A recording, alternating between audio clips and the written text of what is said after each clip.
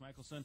We thought we'd do something different tonight since we're still kind of in preseason mode here, and we've had some talks on safety. We've had some talks in different areas, and I thought tonight we'd take a little grasp into social media, which is kind of something that's hitting the younger generation. So why not get two guys who are very familiar with ASA racing and part of that younger generation? I'd like to welcome on the line Bradley Carpenter, who is the PR director for our ISCARS Touring Series, sanctioned by ASA.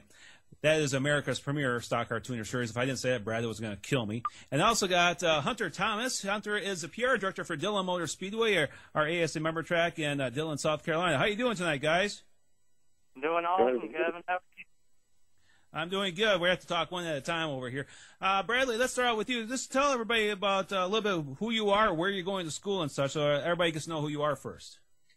Okay. I'm 19. I'm going to Belmont Abbey College down here in Belmont, North Carolina. It's located about 10 minutes northwest of Charlotte. I'm going to school for a major in motorsports management, and then I'm also double majoring in business management. So I'm a sophomore there right now and working through the program and getting a lot of great connections out of it. So, Hunter? I'm a senior at Francis Marion University in Florence, South Carolina, and I'm majoring in mass communications with a public relations track. I'm also minoring in professional writing. That's great. And Hunter, you've also had a little taste of what it's like to do on PR on the Cup level last year, didn't you? Yes, sir. I was blessed to be able to work with David Starr in the Cup Series, and I helped a few more drivers like Mike Wallace and Danny Eflin in the Nationwide Series. Pretty fun experience? Oh, yeah. It was definitely a once-in-a-lifetime experience.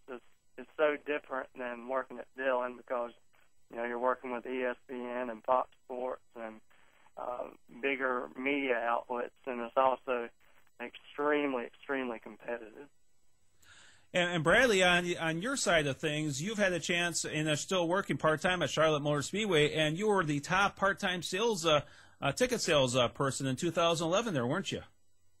Yeah, working part-time through the motorsports program at the school. That was the first email I ever got, was to work at Charlotte, so I jumped on board and have just taken off with it ever since. So I work race weekends all the time now and just having a blast out there.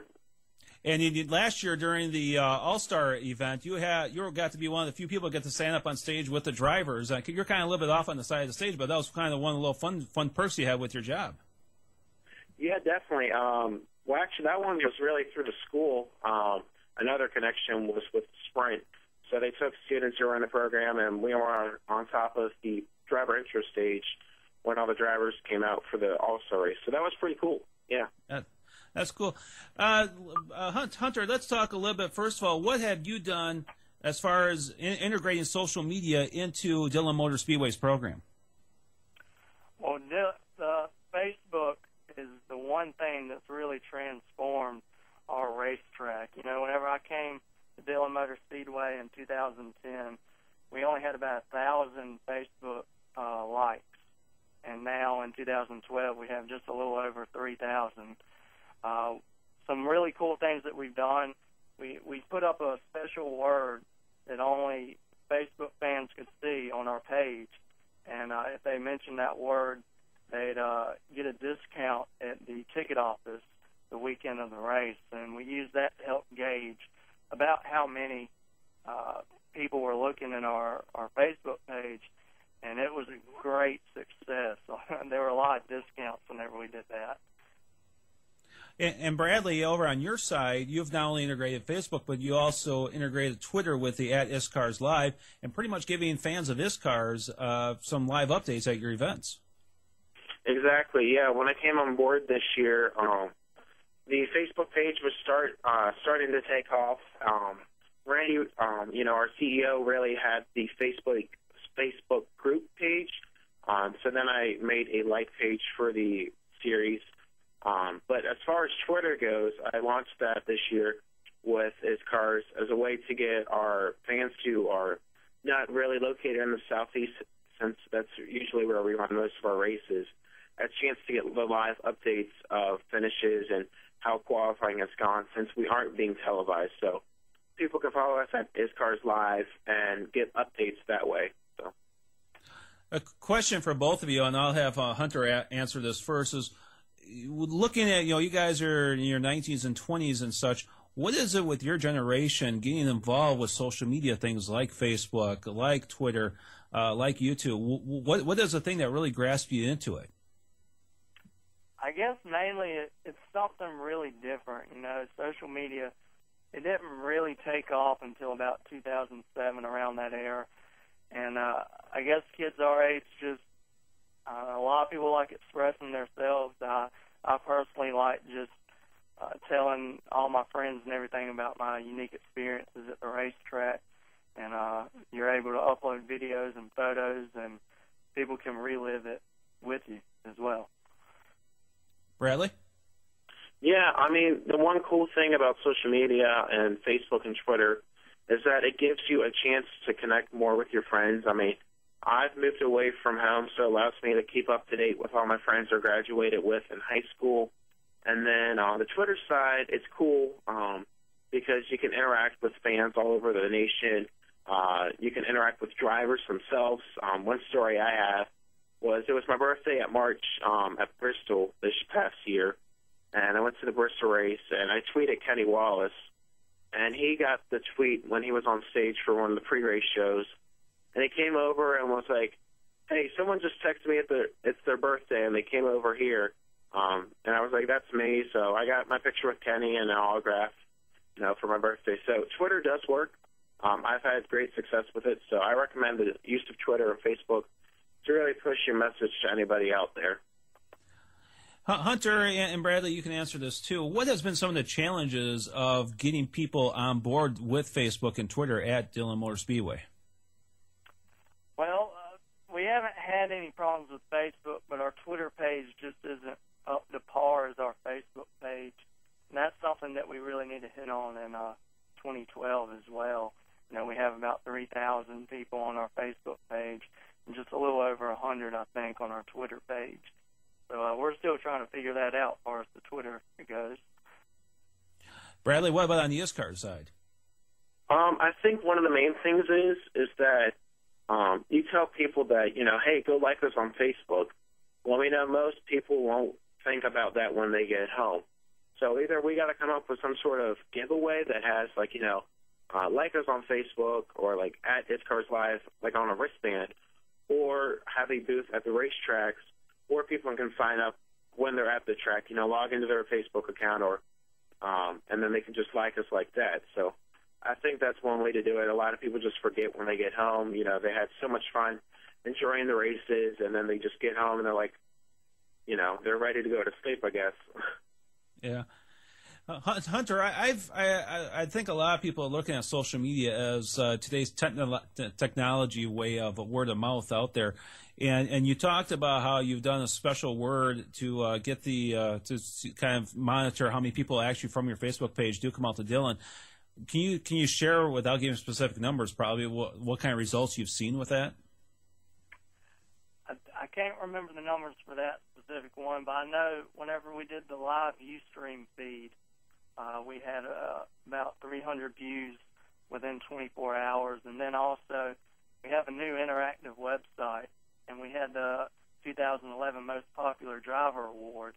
Now, I know within 24 hours of that, we had over 600 votes.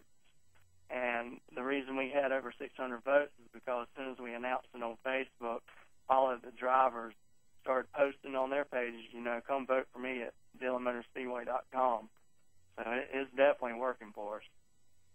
And Bradley, how has it helped ISCARS get their product out there? Because you have a unique product that's really not shown anywhere in the country with your style of car, and you have some unique group of drivers as well. Definitely, yeah. We just launched this year a series of interviews that we've been doing with basically ISCARS Wide Open Drivers of the Week. So that really highlights our drivers, and we've been pushing that on Facebook and been getting great responses back. Robert Ty Racing, they are a huge player in the ISCARS Facebook world. They have over 1,000 followers on their Facebook. So they're pretty good at their updating. And ISCARs, we are starting to take off more this season with updates. So look for more this season. It's going to be exciting. And then, Hunter, what thoughts or plans do you have going into 2012 with integrating more of the social media? We're definitely, I got a GoPro camera, and I've started putting them on the cars at the Speedway. So we're going to start uploading a few GoPro videos from practice sessions and from the race. Also, last year we video cameraed our victory lane, and that definitely got some great attention from our fans because they love seeing, their favorite driver in victory lane talking on Facebook. So we're just going to do more videos this year, and also we're going to keep up the active updating during the race every Saturday night. Bradley? We're definitely going to be trying to get our, since we started the ISCARS Live Twitter account last season, about halfway, it took off to a rough patch because we had to make sure that each track had wireless internet or some sort of internet capability so we could hook up. So this season we're working more on that so that we do guarantee that live updates for our fans. One thing that I would like to try and do is when I get there the day before, go out on the track and do basically a pace car lap with, I also just got a GoPro for Christmas, so I want to try and do a lap that shows what the track looks like for our fans who aren't there or for those who are coming to the track the next day. So it gets people, built up and excited and ready for that weekend of racing. One question that I hear a lot from promoters, I want to kind of get your both of your guys' thoughts about this, is one of their biggest fears about social media with the use of Facebook and Twitter is that, one, it's instantaneous as far as posting something up there and such, and they're almost afraid that social media could almost hurt the people who come out, hurt their ticket sales, hurt their concession sales, basically stop people from coming out to their track. What do you say in response when you have a promoter that brings up that concern to you? And I'll start with Hunter. Well, yeah, it's true. We don't update everything. We update the winners, and we update like crazy during practice. But I think it does hurt our ticket sales if we were to sit there and do updates like maybe race22.com and just do what's going on every lap. I know fans love seeing that, but I think it keeps a lot of people from the racetrack. Me personally, I go to see the race. I don't go, to see who wins or anything. I just want to see a great race. But a lot of people don't think that way. Bradley, what are your thoughts? Yeah, if people are close enough to the races and they can afford it, I think they will come out. Or, they might have to stay home and babysit. So maybe that's the only reason why they can get the updates at the track. Or in our cases, most of our fans, or some of them, don't live in the areas that we go since we're a touring series, and they don't have the money to travel to those tracks. So the updates allow them to feel like they're at the race, even though they're not there. So. Yeah, and the one thing I'm starting to see on television, I'm kind of wondering if you guys are going to be integrating this as well, is every time I see, anytime I watch any kind of sport and they show the commentator's name or the athlete's name, they're starting to put their Twitter accounts on there now as well. Are you guys going to look at trying to see which drivers use Twitter and do live, and which drivers do Twitter updates while they're out at your track or at your ISCARS event, Hunter? Yeah, we're kind of doing that. And we started it last year. I told every driver, make a Facebook page. And most of them did, but the only problem is they made the page. That's about it. They didn't keep it updated. But what we've done now, we have actual specific driver pages on our brand new website. We're going to list their Facebook and Twitter accounts on there as well. So that way fans can go to our website and find out how many drivers have pages so they can follow them. Brad? Yep. We actually have, I think, about half of our drivers are on Facebook. So if you just go to our facebook.com/iscars, you'll find under our links those drivers who already have Facebook accounts. Like Denny Bagwell, he just got his when he became the champion last season. And then Eric Gerchek launched his last season. Robert Ty, like I said earlier, they've been rocking and rolling with their Facebook account. And then Nick Martin, who is coming up with Danny Bagwell, also started his this winter. So about half our field has Facebook accounts.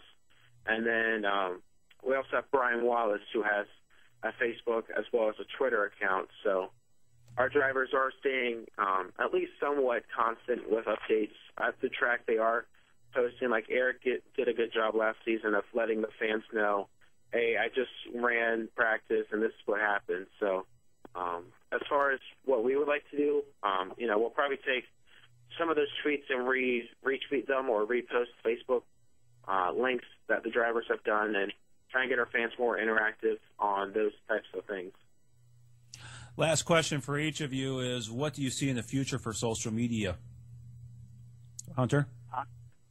I see a great increase in it. I think more people are moving to videos now than just updating. So I think as time goes on, all these racetracks, like ASA Speedway and Dillon Motor Speedway, I think we'll move towards the live videos with the GoPros and the victory lane rather than just updating, who won, who's leading, and facts like that.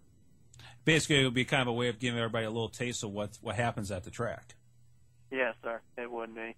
I think you'll see more promotions as well, like maybe little promos or music videos. Brad?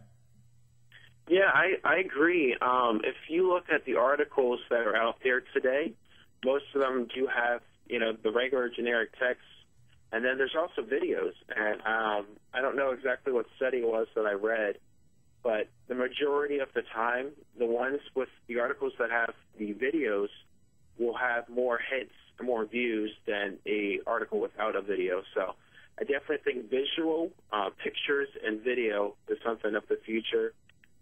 Twitter has taken off amazingly. I wasn't a big fan of it when I first heard about it. I was like, all it's doing is just Facebook updates. But it's more than that. I've seen you can connect with people.